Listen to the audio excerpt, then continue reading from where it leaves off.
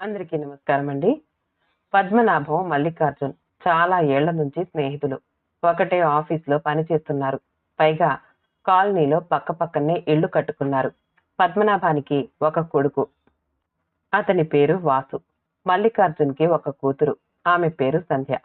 ఇద్దరూ ఒకటే కాలేజీలో ఇంజినీరింగ్ పూర్తి చేసుకుని ఎంఎస్‌కి అమెరికా వెళ్లే ప్రయత్నంలో ఉన్నారు. చిన్నప్పటి నుండి ఒకటే స్కూల్, ఒకటే కాలేజ్. పైగా పక్క ఇళ్ళు. వాళ్ళు మంచి స్నేహితులే. అలా అని ఎక్కువగా కలిసి తిరగరు. ఇద్దరికీ అమెరికాలో ఒకటే యూనివర్సిటీలో సీట్లొచ్చాయి. వీసా కూడా వచ్చింది. ఇంకా కొద్ది రోజుల్లో అమెరికా వెళ్ళడానికి అవసరమైన ఏర్పాట్లు చేసుకుంటున్నారు. ఒకరోజు ఆఫీస్ నుంచి ఇంటికొస్తూ ఉన్నట్టుండి మల్లికార్జున్ అన్నాడు, ఒరే పద్మనాభం, చూస్తూ ఉండగానే మన పిల్లలు పెద్దవాళ్ళయ్యారు. ప్రయోజకులు కూడా అయ్యారు. వాళ్ళని చూస్తూ ఉంటే నాకు మనసులో ఒక ఆలోచన వస్తోందిరా. పద్మనాభం నవ్వాడు. ఏమిట్రా అంటూ. వీళ్ళు ఒకరినొకరు ఇష్టపడి పెళ్లి చేసుకుంటే బాగుంటుంది కదా. మనం వియ్యంకులం అవుతాం అంటూ సంతోషంగా నవ్వాడు మల్లికార్జున్. మళ్ళీ అన్నాడు, ఒకవేళ అదే జరిగితే కులం వేరంటూ నేనైతే అడ్డు పెట్టను. పద్మనాభం కొంచెం కంగుతిన్నాడు, ఇబ్బందిగా మొహం పెట్టి. మనం ఎప్పుడూ ఈ విషయం మాట్లాడలేదు. నువ్వు ఇలా మాట్లాడడం నాకు ఆశ్చర్యంగా ఉంది. ఏరా, మీ అమ్మాయి నీతో ఏమైనా అందా అన్నాడు పద్మనాభం. అదేమీ లేదురా, నాకే అనిపించింది. స్నేహితులు వియ్యంకులైతే బాగుంటుంది కదా. చిన్నప్పటి నుండి చూస్తున్నాం. మా అమ్మాయి గురించి నీకు తెలుసు, మీ అబ్బాయి గురించి నాకు తెలుసు. తెలుసున్న వాళ్లతో వియ్యం బాగుంటుంది కదా. మల్లికార్జున్ తన ధోరణిలో తను మాట్లాడుతున్నాడు, పద్మనాభంలో వస్తున్న మార్పులు చూడకుండా. పద్మనాభం మల్లికార్జున్ కేసి ఒకసారి చూసి తల వంచుకుని అన్నాడు, ఆలు లేదు చూలు లేదు. కొడుకు పేరు బోడిలింగం అంటారు దీన్నే. వాళ్ళకి ఇంట్రెస్ట్ ఉందని నాకు అనిపించడం లేదు.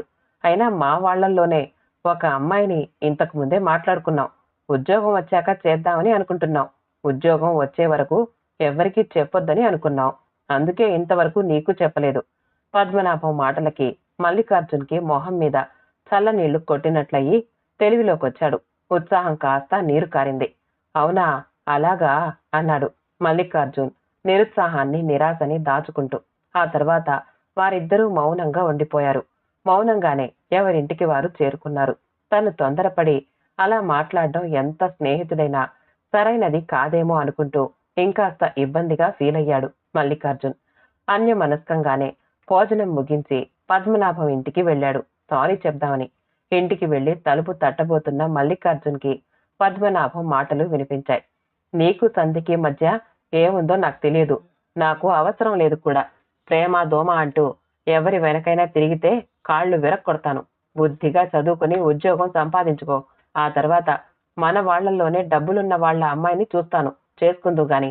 అసలు నాకు సంధకి మధ్య ఏమైనా ఉందని ఎవరు చెప్పారు? గట్టిగా చదవడానికే ఉన్న సమయం సరిపోవటం లేదు. ఈ గొడవలన్నీ ఏమిటి? మేమెప్పుడూ చదువు గురించి తప్ప మాట్లాడుకున్నదే లేదు. నువ్వేం ఊహించుకున్నావో విసుగ్గా అంటున్నాడు వాసు. ఈ రోజు మల్లికార్జున్ నన్నడిగాడు. కులం వేరైనా సంబంధం అడుగుతున్నాడంటే సంధ్యకి మనసులో ఏమైనా ఉందేమో. లేకపోతే ఎందుకు అడుగుతాడు? ఎవరైనా ఒట్టి పుణ్యానికి కులం వేరైనా సంబంధం మాట్లాడతారా? పద్మనాభం గొంతులో ఇంకా కోపం విస్ఫుటమవుతోంది. మళ్ళీ అన్నాడు, అబ్బాయి బాగుండి డబ్బులుండి బాగా చదువుకుంటే వదిలిపెడతారా అమ్మాయి తల్లిదండ్రులు? కులం చూడరు, అంతస్తు చూడరు. నాన్న, ఇంకాపుతావా ఈ అరుపులు కేకలు? ఇంకా 2 రోజుల్లో నా ప్రయాణం ఉంది. నన్ను కాస్త ప్రశాంతంగా ఉండనిస్తావా? విసుక్కుంటూ అన్నాడు వాసు. మీరింక ఊరుకుంటారా? మీ అరుపులు కేకలు ఎవరైనా వింటే బాగుండదు. ఎంతైనా ఇరుగు పొరుగు వాళ్ళం. లోపాయికారిగా సర్ది చెప్పుకోవాలి గాని ఈ అరుపులేమిటి? వాడు 2 రోజుల్లో వెళ్ళాలి. ఎన్ని పనులుంటాయి? అది మానేసి ఈ గొడవేమిటి? పద్మనాభం భార్య వసుంధర మండిపడింది పద్మనాభం మీద. ఈ గొడవంతా బయట నుంచి వింటున్న మల్లికార్జున్ నిశ్శబ్దంగా అక్కడి నుంచి బయటపడ్డాడు. పద్మనాభం మాటలు కొత్తగా అనిపించాయి. ఆ విధంగా పద్మనాభం మాట్లాడతాడని కానీ మాట్లాడగలడని కానీ ఎప్పుడూ అనుకోలేదు మల్లికార్జున్. చాలా దగ్గర వ్యక్తి అనుకుంటాం కానీ ప్రతి వ్యక్తిలోనూ బయటకి వ్యక్తపరచని కోణాలు ఉంటూనే ఉంటాయి. అందుకే ఎవరి గురించైనా పూర్తిగా తెలుసు అని అనుకోవడం అవివేకమే అవుతుంది అనుకుంటూ ఇంటి మొహం పట్టాడు. లోపలికొచ్చి గదిలోకి వెళుతున్న మల్లికార్జున్ని, ఏమిటలా డల్గా ఉన్నారు అంది అతని భార్య. ఆమె పేరు విశాల. గదిలో మంచం మీద కూర్చొని చెప్దామా వద్దా అనుకుంటూ జరిగింది చెప్పాడు. పక్కనే కూర్చుని అంది, మీరు మరీ అమాయకులు. అంతా మీలానే ఆలోచిస్తారు అనుకుంటారు. ఇందులో పద్మనాభం గారి తప్పేమీ లేదు. వారి స్థానంలో ఎవరున్నా అలానే మాట్లాడతారు. అయినా పిల్లల మనసుల్లో ఏమీ లేనప్పుడు మీరు అలా మాట్లాడడం తప్పుగానే భావిస్తారు. మనసుల్లో ఉంటే కూడా పెద్దవాళ్ళు ఆ విషయం మాట్లాడడం తప్పుగానే భావిస్తారు. పెద్దవాళ్ళు ఉన్నది సమాజ నియమాలు పాటించటానికి, పాటించేలా చేయడానికి అనేది నిశ్శబ్ద శాసనం. మీకు తెలియంది కాదు. మళ్ళీ నవ్వుతూ అంది, మీ లోకం మీదే కాని ఈ లోకంలో ఎప్పుడున్నారు గనుక? లోకం పోకడా మీకు తెలియక కాదు కదా. అందరిలానే మీరు ఆలోచిస్తే, అలా ప్రవర్తిస్తే మీరు అలా అడిగేవారు కాదు కదా. సమాజం పోకడకి, రివాజుకి అనుగుణంగా మన ఆలోచనలు, ప్రవర్తన లేకపోతే ఇలాంటివి తప్పవు. ఇది నాకు కొత్త కాదు, మీకు కొత్త కాదు. వాటి గురించి బాధపడితే ఎలా? ఆ మాటలకి నవ్వాడు మల్లికార్జున్. నువ్వు చెప్పింది కరెక్టే అంటూ తల పంకించి కాసేపు మౌనంగా ఉండి, థ్యాంక్స్ విశాల, నన్ను నాకు గుర్తు చేశావు అంటూ మల్లికార్జున్ కూడా నవ్వేశాడు. మీరు ఒకవైపు కూతురికి అన్ని రకాలుగా స్వతంత్రంగా ఉండాలని, ఇష్టపడి పెళ్లి చేసుకోవాలని చెప్తారు. అటువంటిది తనతో ఒక్క మాట చెప్పకుండా, తన అభిప్రాయం తెలుసుకోకుండా అలా మాట్లాడడం మీ తప్పు కూడా అంది కొంచెం కోపం తెచ్చుకుంటూ. అవును, ఒప్పుకుంటున్నాను అంటూ విశాల చెయ్యి అతని చేతిలోకి తీసుకుంటూ అన్నాడు. నాకెప్పుడూ ఆశ్చర్యంగా అనిపించేది. ఎవరో తెలియని వ్యక్తిని మా మతం, మా కులం, మా శాఖ, మా గోత్రం అంటూ పెళ్లి చేసుకుంటారు. కానీ కళ్ల ముందున్న వ్యక్తులని తెలిసి ఉన్న వాళ్ళు అని కాస్త కూడా చొరవ తీసుకుని సంబంధం కలుపుకోరు. మనుషుల మధ్య కాస్త కూడా పగలగొట్టలేని గోడల్లాగా పాతుకుపోయాయి ఈ అంతరాలు. వీటికి అతీతంగా తెలిసి ఉన్న వాళ్ళ అబ్బాయితో కానీ, సంధ్యకి ఇష్టమైన అబ్బాయితో కానీ పెళ్లి జరగాలి అని నాకు ఆశ. బహుశా ఆ ఆశ అలా బయటపడిందేమో అంటూ విశాల కేసి చూసి నవ్వాడు. మౌనంగా తన చేతిలో ఉన్న అతని చెయ్యిని నిమిరింది. ఆ విధంగానే జరుగుతుందిలేండి. మీరు ఈ విషయం గురించి ఇంకా ఎక్కువగా ఆలోచించడం ఆపేయండి అంది విశాల. సంధ్యకి, వాసుకి సీట్లొచ్చిన అమెరికన్ యూనివర్సిటీలోనే, వారు చదివే కాలేజీ నుంచే ఇంకో ముగ్గురికి కూడా సీట్లొచ్చాయి. అందరూ ఆ రోజు హోటల్లో లంచ్కి కలుద్దాము అనుకుని కలిశారు. లంచ్ అయ్యాక అందరూ ఎవరికి వాళ్ళు డిస్పర్స్ అయ్యారు. వెళ్ళిపోతున్న సంధ్యతో వాసు, సంధ్య ఉండు, నీతో మాట్లాడాలి అన్నాడు. సంధ్య ఆశ్చర్యంగా వాసు కేసి చూసి ప్రొకుటి ముడిచి, ఏమిటి అంది. అందరూ వెళ్ళిపోయాక అన్నాడు, ఏమిటి మీ నాన్న నీకు నాకు పెళ్లి సంబంధం గురించి మాట్లాడాడట? వాసు గొంతులో కాస్త క్యూరియాసిటీ, కొంత వెటకారం. నోట్లో నుంచి మాటలు రానట్లు వాసు కేసి చూస్తూ తాణులా నిల్చుంది. కాసేపటికి తేరుకుని, ఏంటి మాట్లాడుతున్నావు అంది కోపంగా. కమాన్, ఏమీ తెలియనట్లు మాట్లాడుకో వ్యంగ్యంగా నవ్వుతూ అన్నాడు. ఓకే, మా నాన్న ఏం చెప్పాడో నాకు తెలియదు, కానీ నాకు అటువంటి ఆలోచన లేదు, ఆ ఇంట్రెస్టు లేదు అంది. ఆ మాటలకి వాసుకి తనను చిన్నబుచ్చినట్లు అనిపించింది. అంతేలే, మీలాంటి వాళ్ళు అన్ని రకాలుగా బాగున్న అబ్బాయిని ఏదో విధంగా పెళ్లి చేసేసుకుందామని అనుకుంటారు.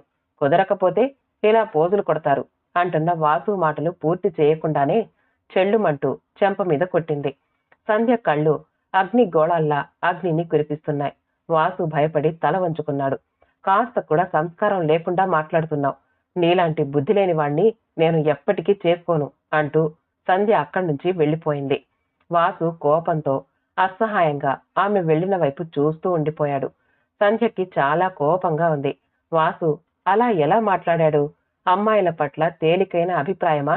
అతనిలో ఉన్న ఆత్మన్యూనత భావన, ఆడపిల్లలు చదువుకోవడం, ఉద్యోగాలు చేయడం, అన్ని రంగాల్లో రాణించడం మగపిల్లలు సహించలేకపోతున్నారేమో, అందుకేనేమో ఆడపిల్లల్ని తక్కువ చేసి మాట్లాడతారు. అమ్మాయిలనే కాదు, ఎవరిని అయినా సరే తక్కువ చేసి మాట్లాడే వారిలో తప్పకుండా ఆత్మన్యూనత ఉంటుంది. మొపెడ్ డ్రైవ్ చేస్తూ దారంతా ఆలోచిస్తూనే ఉంది. తండ్రి అంటే ప్రేమతో పాటు వల్లమాలిన గౌరవం సంధ్యకి. ఆడపిల్లలు స్వతంత్ర భావాలు కలిగి ఉండాలి, స్వయం నిర్ణయాలు తీసుకోగలిగే సామర్థ్యం కలిగి ఉండాలి అని ఎప్పుడూ చెప్తూ ఉంటాడు నాన్న. అటువంటిది నాన్న తనని కాస్త కూడా అడగకుండా ఇటువంటి పని ఎందుకు చేశాడు అనుకుంటూ చాలా అసహనంగా ఫీల్ అవ్వసాగింది. అసలే అసహనంగా ఉన్న సంధ్యకి దారిలో ట్రాఫిక్ జామ్ కావడంతో అసహనం ఎక్కువయింది. ఎవరిదో సభలా ఉంది. మన ఆడపిల్లల్ని మనం రక్షించుకుందాం అంటూ ఎవరో గొంతు చించుకుంటున్నాడు. వద్దనుకున్నా చెవుల్లో పడుతున్నాయి మాటలు. మన ఆడపిల్లలు మన వాళ్లల్లోనే పెళ్లి చేసుకోవాలి, ప్రేమ పేరుతో మోసం చేసి ఆడపిల్లల్ని అమ్ముకుంటున్నారు. అందుకే మన ఆడపిల్లల్ని మన వాళ్ళల్లోనే పెళ్లిళ్లు చేసుకుందాం. ఆ మాటలు వింటున్న సంధ్యకి ఎంత కోపం వచ్చిందంటే ఆ మాట్లాడేవాణ్ణి నడ్డి వంచి గట్టిగా కొట్టేయాలి అనిపించింది.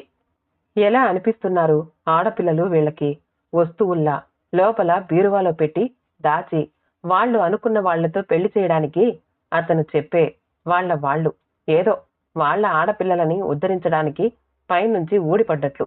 కోపంతో సెగలు కక్కుతున్న సంధ్య ట్రాఫిక్ క్లియర్ అవ్వడంతో కాస్త శాంతించి ఇంటి మొహం పట్టింది. ఇంటికి చేరుకున్న సంధ్య ఇంట్లో అడుగు పెట్టగానే హాల్లో సోఫాలో హాయిగా వెనక్కి జారబడి కబుర్లు చెప్తున్న మేనత్త సుజాతని, పక్కన నిర్వికారంగాను నిరుత్సాహంగాను నిరాసక్తిగాను అన్ని వైపులా చూస్తున్న ఆమె కొడుకు కిరణ్ ని చూసింది. సంధ్యని చూడగానే, ఆ వచ్చావే తల్లి, నీకోసమే వచ్చాం. ఎల్లుండి అమెరికాకి వెళ్ళిపోతున్నావట కదా, మీ అమ్మా నాన్న చెప్పారులే అంటూ మాట్లాడుతున్న సుజాత కేసి నవ్వుతూ చూస్తూ పక్కనే కూర్చుంది. మా కిరణ్ కి చేసుకుని ఇక్కడే హాయిగా ఉండవే అంటే చెబితే విన్నావు కాదు, కాలు కింద పెట్టకుండా చూసుకుంటాడు. ఆ పూచి నాది అంటూ విశాలకేసి తిరిగి అంది. వదినా, ఏ మాటకా మాట అనుకోవాలి. ఈ మధ్య ఆడపిల్లలు ఎలా ఉంటున్నారో తెలుసా? వాళ్లతో పోలిస్తే మన సంధ్య ఎంత పద్ధతిగా ఉంటుందో. సంధ్య ఈ రోజంతా ఎక్కడికి వెళ్ళినా ఈ పెళ్లి మాటలు ఏమిటో నా కర్మకి అనుకుంటూ అంది. అత్త, నీకు కిరణ్ ఇష్టపడ్డ అమ్మాయి తప్ప అందరూ నచ్చుతారు. కిరణ్ కి రాజ్యం అంటే ఇష్టం, రాజ్యానికి అంతే. ఈ విషయం ఊరందరికీ తెలుసు.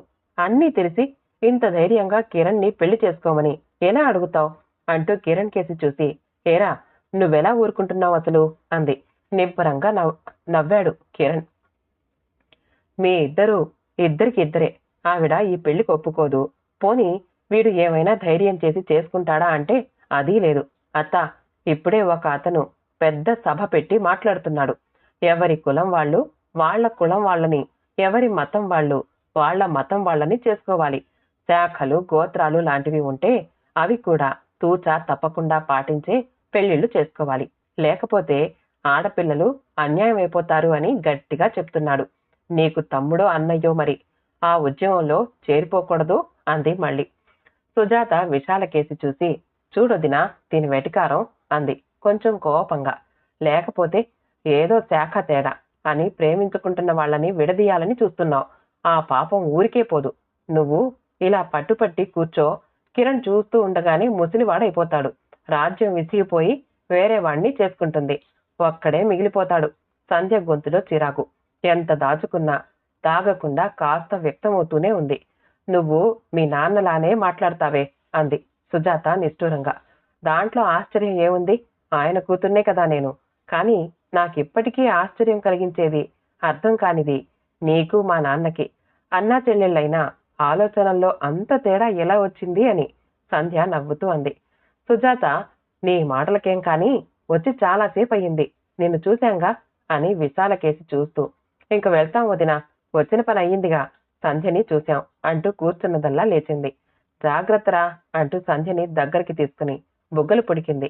వస్తాం మరి అంటూ బయటికి దారి తీసింది. ఆల్ ది బెస్ట్ సంధ్య అంటూ కిరణ్ వెనకే నడిచాడు. వాళ్ళు వెళ్ళాక సంధ్య లోపలికి వెళ్లి ఫ్రెష్ అయ్యి తల్లి దగ్గర కూర్చుని నెమ్మదిగా విషయం ప్రస్తావించింది. అమ్మా, నాన్న పద్మనాభం అంకుల్తో నాకు వాసుకి పెళ్లి ప్రపోజల్ ప్రస్తావించారట కదా. వాసు ఎంత అవమానంగా మాట్లాడాడో తెలుసా? వాడంటే నాకేమి ఫీలింగ్స్ లేవు, వాడికి అంతే. నన్ను అడిగి కదా మాట్లాడాలి కోపంగా అంది సంధ్య. తండ్రికి తగ్గ కొడుకన్న మాట. కళ్ల ముందే ఇద్దరూ పెరిగారు. ఇద్దరికీ ఇష్టమై పెళ్లి చేసుకుంటావంటే నేను అడ్డు పెట్టను అని అన్నారట మీ నాన్న. దానికి ఆయన ఇంటికి వెళ్లి చాలా తిట్టుకున్నాడని అన్నారు మీ నాన్న అంటూ మల్లికార్జున్ చెప్పింది సంధ్యకి చెప్పింది విశాల. అయినా పిల్లలు పెళ్లి వయసులో ఉన్నప్పుడు అడిగినా అది తప్పు పట్టే విషయం కాదసలు. అడిగినంత మాత్రాన అలా చులకన చేస్తూ తిట్టుకోవడం ఏమిటో అంది విశాల కాస్త అసహనంగా. మళ్ళీ అంది, అంతర్లీనంగా కొన్ని నియమాలు సమాజాన్ని నడిపిస్తూ ఉంటాయి. వియ్యానికైనా కయ్యానికైనా సమవుజ్జి ఉండాలి అని అంటారు. ఎవరి కమ్యూనిటీ వాళ్ళు వాళ్లలోనే పెళ్లిళ్లు చేసుకుంటారు. వేరే కమ్యూనిటీ వాళ్లతో పెళ్లి సంబంధం మాట్లాడితే ఇలా తప్పుగానే అనిపిస్తుంది. మీ నాన్న ఇవన్నీ పట్టించుకోరు. అందుకే ఆయనకి చెప్పినా అర్థం కాదు. నాతో ఒక్క మాట చెప్తే నాకిష్టం లేదని చెప్పేదాన్ని నాన్నకి. ఈ పరిస్థితి తప్పేది. అయినా నువ్వన్నది సరైనదే. చెప్పానుగా, నేనింటికొచ్చేటప్పుడు ఒక సభలో ఒకతను గొంతు చించుకుని మరీ చెప్తున్నాడు. అందరూ వారి వారి కమ్యూనిటీ ఆడపిల్లల్ని జాగ్రత్త చేసుకుని వాళ్ళ కమ్యూనిటీల్లోనే పెళ్లిళ్లు జరిగేలా చూడాలి అని. అది ఒక విధంగా ఒక కంఫర్ట్ జోన్. అందరూ దానిలో ఉండడానికే ఇష్టపడతారు. దాన్ని ఎప్పటికప్పుడు బలపరుస్తూ ఉంటారు. అందుకే బయటికి రావడానికి భయపడతారు అంది సంధ్య. కాసేపుండి మళ్ళీ అంది. అయినా ఆడపిల్ల అన్నా, ఆడపిల్ల తల్లిదండ్రులన్నా అలుసు ఇంకా పోలేదమ్మా. ఏ తేడాలున్నా, కులాలు, మతాలు, ఆస్తులు, అంతస్తులు వేరైనా అబ్బాయి అతని తల్లిదండ్రులు ప్రపోజ్ చేస్తే ఒకలా ఉంటుంది. అమ్మాయి ఆమె తల్లిదండ్రులు ప్రపోజ్ చేస్తే ఒకలా ఉంటుంది. విశాల కాసేపు మౌనంగా ఉండి మళ్ళీ అంది. అమ్మాయి అబ్బాయి అని కూడా కాదు. ఎవరు ఏ విధంగా తక్కువగా అనిపించినా చులకన చేసి మాట్లాడడం చాలా సామాన్యం అయిపోయింది. ఎవరినైనా తక్కువ చేసి మాట్లాడడానికి కారణం ఉండక్కర్లేదు. ఎవరైనా ఎలా మాట్లాడుతున్నారన్నది వారి వారి సంస్కారం బట్టి ఉంటుంది. ఎవరినైనా కారణం ఏదైనా అలా చులకన చేసి మాట్లాడడం తప్పు కదా అమ్మా? తప్పే మరి. ఇద్దరూ కాసేపు మౌనంగా ఉండిపోయారు. కాసేపు ఉండి సంధ్య అంది. మీ ఇద్దరు నాకు చాలా స్వేచ్ఛ ఇచ్చారు. స్వతంత్ర భావాలు కలిగి ఉండేలా పెంచారు. నాకు ఎవరి మీదైనా ఇష్టం కలిగితే మీకు చెప్పకుండా ఎలా ఉంటానమ్మా? ఇప్పుడు నాలాంటి చాలా మంది పిల్లల దృష్టి చదువు, ఉద్యోగం, కెరీర్ ప్లానింగ్ ఇలాంటి వాటి మీదే కానీ వేరే వాటి గురించి ఆలోచించే సమయం కానీ ఆసక్తి కానీ ఉండటం లేదు. అవును, అది నిజమే అంది విశాల ప్రేమగా కూతురి వైపు చూస్తూ. నీకిష్టమైన వ్యక్తిని పెళ్లి చేసుకో అంటూ నాన్నలా చెప్పడానికి ఏ తల్లికైనా ఏ తండ్రికైనా చాలా ధైర్యం ఉండాలి. చాలా ఎవాల్వ్ అయి ఉండాలి. కానీ ఆ విధంగా ఎవరనుకుంటారు? అనుకోరు సరికదా. చాలా చులకన చేసి మాట్లాడతారు. అయినా అది అంత సులువు కాదు ఈ సమాజంలో. అసలు ప్రేమ అంటూ పుట్టకుండా జాగ్రత్త పడుతూ ఉంటారు. ఒకవేళ ప్రేమ పుట్టినా వ్యక్తపరిచే సాహసం చాలా తక్కువ మందే చేస్తారు. ఇంకా వాళ్ళల్లో ఇంకా కొంచెం మంది తల్లిదండ్రుల వరకు విషయం తీసుకువెళ్తారు. తల్లిదండ్రులు ఒప్పుకోకో పెళ్లి వరకు వెళ్లేవాళ్లు ఎంతమంది ఉంటారమ్మా? అంది సంధ్య నవ్వుతూ. ఏమిటే, ఏదో రీసెర్చ్ చేసినట్లే మాట్లాడుతున్నావు అంది విశాల నవ్వుతూ.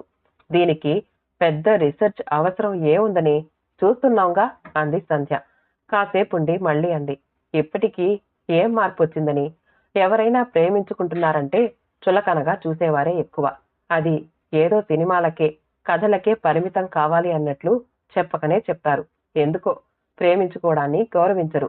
ప్రేమ పుట్టకుండా జాగ్రత్త చేస్తూ ఉంటారు. కలిగితే వెంటనే దాన్ని చంపే వరకు ఊరుకోరు. బహుశా అన్నిటికన్నా పెద్ద నేరం ప్రేమించడం ఏమో. వారి మధ్య కులం, మతం, ఆస్తి, అంతస్తుల్లాంటి ఎటువంటి అంతరాలు ఏమీ లేకపోయినా ప్రేమించుకుంటున్నారంటే ఇబ్బందిగానే భావిస్తారు. అంతెందుకు, మన ఇంట్లోనే అత్తని చూస్తున్నాంగా. మనమంతా ఎంత చెప్తున్నా కిరణ్ రాజ్యాన్ని పెళ్లి చేసుకోవడానికి అంగీకరించటం లేదు. అందుకే ఈ ప్రేమ కథలు ఎప్పటికీ కంచికి వెళ్ళని కథల్లానే మిగిలిపోయాయి. చర్విత చర్వణం అవుతూనే ఉన్నాయి. తల్లితో మనసు విప్పి మాట్లాడాక సంధ్య కుదుట పడింది. నాన్నకి ఇదేమీ చెప్పకు, చెప్తే బాధపడతాడు అంది సంధ్య తేలికైన మనస్సుతో. కథ సమాప్తమండి. కథ నచ్చితే లైక్ చేయండి, షేర్ చేయండి. మా ఛానల్ని సబ్స్క్రైబ్ చేసుకోండి. మళ్ళీ కలుద్దాం ఇంకో మంచి కథతో.